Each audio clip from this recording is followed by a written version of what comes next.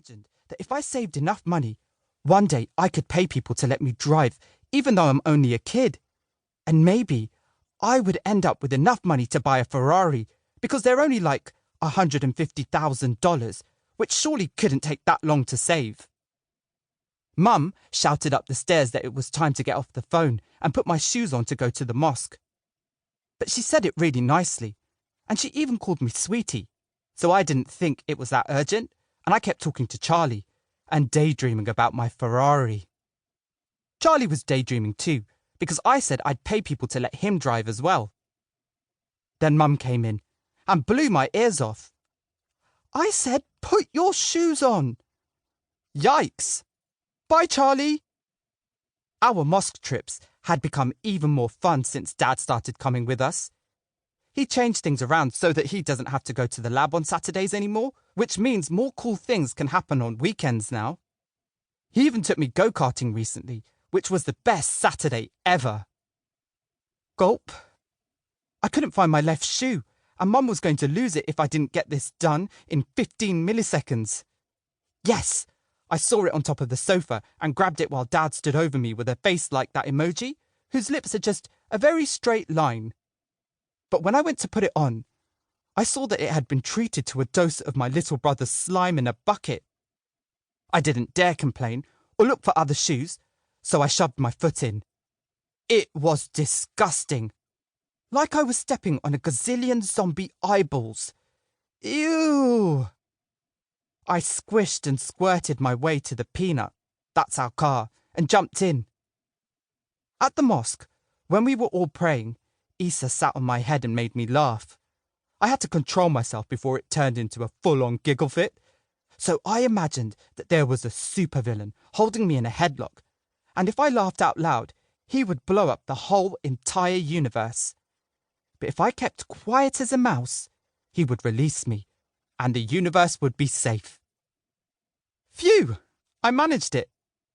I was pretty pleased with myself, especially when Dad turned and winked at me when the prayer was finished. I know why he did it, to show me that he saw Issa on my head and that he was proud of how I'd handled it. Also because he was in a good mood. He's always in a good mood at the mosque, and he has a different sort of smile on his face while we're there. Maybe it's a secret smile that's only for Allah or something. I think he's really glad we found such a great mosque close to our new house. All the others Mum made us try out when we first moved are miles away. Dad says he's happy that it has the kind of vibes that make him feel closer to Allah. Mum and Dad like those kinds of vibes, and they say you don't get them in every mosque. Everyone is really nice to each other, and it's quiet, and light comes streaming in through the windows on sunshiny days. Chapter 2. On Monday at school, I rolled in with an imaginary Nerf blaster in my arms and targeted my best friend Charlie. Pow! He gave me the very same toothy grin that made me like him when I moved to this school recently. Then he pulled out his own blaster from under the table, imaginary too, of course, and pretended to blast me right back. I think his imagination has been getting stronger since we became friends, like a muscle does when you lift weights all day long. When Daniel saw us, he giggled and punched me on the arm. Don't worry, it was one of those friendly punches that don't hurt at all. Daniel is our friend now. He doesn't actually bully anyone anymore, not even Charlie. He used to be his favourite target for all things horrible. There's no way we'd be friends with a bully. But it turns out Daniel had reasons for being so naughty at school, and now that he has us as friends to hang out with, he's totally different. It's a Nerf laser blaster, I announced.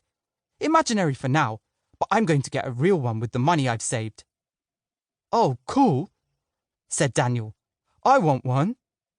Me too, chipped in Charlie. Let's all get them and have an epic Nerf battle. We can all pretend to be spies like James Bond chasing down an evil villain, Daniel said excitedly. Oh, yeah. Charlie and I said at the same time. We often say things at the same time, which is super funny, and sometimes super freaky. Do you have enough money? I asked.